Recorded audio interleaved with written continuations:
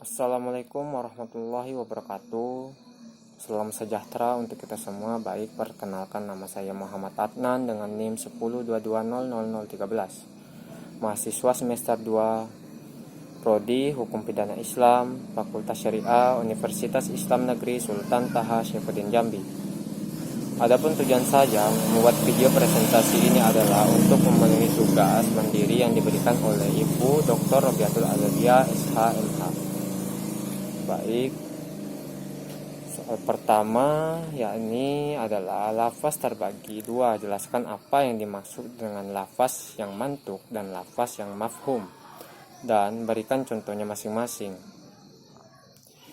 Jadi jawabannya adalah pengertian mantuk secara bahasa bisa berarti diucapkan tersurat atau teks dan lain-lain. Mantuk menurut istilah usul fikih adalah sesuatu yang ditunjuk oleh lafaz sesuai dengan teks ucapan itu. Jadinya ialah apabila suatu hukum diambil dari berdasarkan bunyi suatu dalil, maka ini disebut mantuk. Contohnya yakni adalah ya ayyuhallazina amanu kutiba alaikumusiyam kama kutiba alal ladzina min qablikum la'allakum tattaqun, yang artinya hai orang-orang yang beriman, diwajibkan atas kamu berpuasa sebagaimana diwajibkan atas orang-orang sebelum kamu agar kamu bertakwa. Quran surah Al-Baqarah ayat 183. Dari ayat di atas dikatakan bahwa berpuasa di bulan Ramadan itu hukumnya wajib dan hukumnya diwajibkan didasari mantuknya. 2. Pengertian mafhum secara bahasa bisa berarti dipaham dan tersirat. Mafhum menurut istilah usul fiqh adalah suatu yang ditunjuk oleh lafaz di luar teks ucapan itu. Maksudnya ialah suatu hukum yang diambil tidak dari bunyi suatu dalil akan tetapi dari makna yang tersimpan di dalamnya. Contohnya yakni adalah fala taqul lahuma uffi, yang artinya janganlah kamu berkata terhadap kedua ibu dan bapak. Quran surah Al-Isra ayat 23. Dari ayat di atas tidak diperbolehkan mengatakan disebut mantuk. Disebut mantuk karena sesuai dengan lafaz ayat atau teks ayat. Adapun tidak diperbolehkannya memukul ibu bapak ialah hasil pemahaman dari larangan mengatakan di ayat tersebut, yang seperti ini disebut mafhum. Jadi bisa dipahami lafaz adalah cetusan dari makna-makna. Terkadang maksud dari sebuah lafaz bisa sesuai dengan terucap atau tersurat secara jelas, maka seperti ini disebut dengan mantuk. Dan sedangkan yang terkadang disebut oleh sebuah lafaz bukanlah yang terucap atau tersurat, akan tetapi yang dimaksud ialah yang tersirat, maka yang seperti ini disebut mafhum. Soal kedua yakni adalah mafhum terbagi dua. Mafhum muwafaqah yang terdiri dari fawal kitab dan lahnul kitab.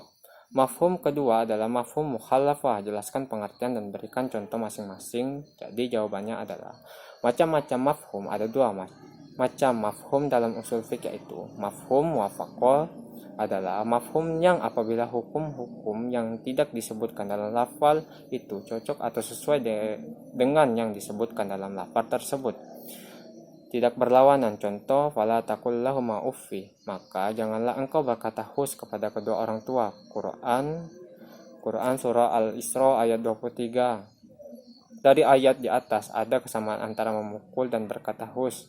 Dalam hal ini sama dengan menyakiti hati atau suatu penghinaan. Oleh karena itu berkata hus saja sudah tidak boleh, haram, apalagi memukul.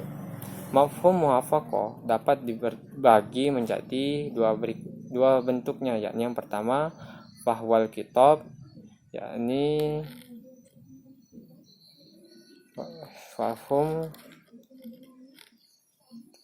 yakni adalah yang mana kadar mafhumnya lebih tinggi daripada mantuknya. Contoh seperti memukul dengan berbicara hus.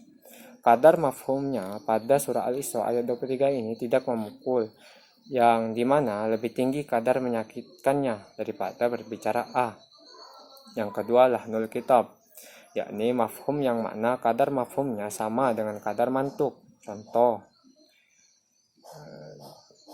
innal ladzina ya'kuluna amwala yatama zulman innama ya'kuluna fi butunihim naran. Sesungguhnya orang-orang yang memakan harta anak yatim secara zalim, sebenarnya mereka itu menelan api sepenuh perutnya. Dari ayat di atas, mantuknya ialah melarang memakan harta anak yatim, dan mafhumnya ialah melarang membakar harta anak yatim. Dalam hal ini, kadar mantuk dan mafhumnya yaitu sama, memakan dan membakar, yang mengandung sifat sama-sama menghabiskan. Yang selanjutnya ini mafhum mukhalafah, ialah pemahaman yang apabila hukum yang tidak disebutkan di dalam lafal itu berlawanan dengan apa yang disebut dengan lafal tersebut. Contoh, fajaliduhum samanina jaldatan, yang artinya maka cambuklah mereka itu 80 kali bagi orang yang mendakwa berbuat zina sedang pendakwa tidak bisa mendatangkan saksi. Quran An-Nur ayat 4. Mafhum mukhalafa, hukumnya haram apabila memukul lebih dari 80 kali pukulan, karena sudah tidak sesuai atau berlawanan dengan apa yang tersirat di dalam ayat tersebut. Dengan demikian bahwasanya hukum memukul lebih dari 80 pukulan adalah haram. Yang seperti ini biasanya dikenal dengan sebutan dalil Alkitab. Menurut para ahli, mafhum mukhalafah dibagi beberapa macam, yaitu yang pertama mafhum washab, yang seperti dijelaskan di Al-Quran mengenai hal-hal yang diharamkan. Contohnya yakni wahala ilu abnaikumul ladzina min aslabikum, dan diharamkan bagimu istri-istri dan anak kandungmu menantu. Quran surah An-Nisa ayat 23. Mafhum mukhalafah dari ayat di atas adalah hal anak-anak yang bukan berasal dari sulbi sendiri, seperti anak susuan. Yang kedua yakni adalah mafhum gaya. Contoh, fa'in talaqaha fala tahillu lahu min ba'du hatta tankiha zaujan ghayra. Kemudian, jika si suami mentalaknya sesudah talak yang kedua, maka perempuan itu tidak lagi halal baginya hingga dia kawin dengan suami yang lain. Quran surah Al-Baqarah ayat 230. Mafhum mukhalafah dari ayat di atas adalah istri yang sudah ditalak 3, maka sudah bukan suaminya lagi dan yang mentalakinya itu. Yang ketiga ini mafhum syarat. Contoh, wa in kunna ulatil hamli fa'anfiku alaihinna, yang artinya dalam jika mereka istri-istrimu dan sudah ditalak sedang hamil, maka nafkahilah mereka itu. Quran surah At-Talaq ayat 6. Mafhum mukhallafah dari ayat di atas adalah jika istri-istri itu tidak hamil. Jadi bisa dipahami. Yang keempat yakni mafhum adat. Contoh, fajaliduhum samanina jaldatan, maka deralah mereka yang menuduh itu 80 kali darah. Quran surah An-Nisa ayat 4. Mafhum mukhalafah dari ayat di atas adalah paling sedikit darah itu 80 kali. Yang kelima, mafhum laqab, seperti firman Allah, Muhammad adalah utusan Allah. Mafhum mukhalafahnya yaitu selain Muhammad, dan seperti sabda Rasulullah SAW, gandum adalah termasuk jenis yang harus dikeluarkan zakatnya. Mafhum mukhalafah ialah selain gandum.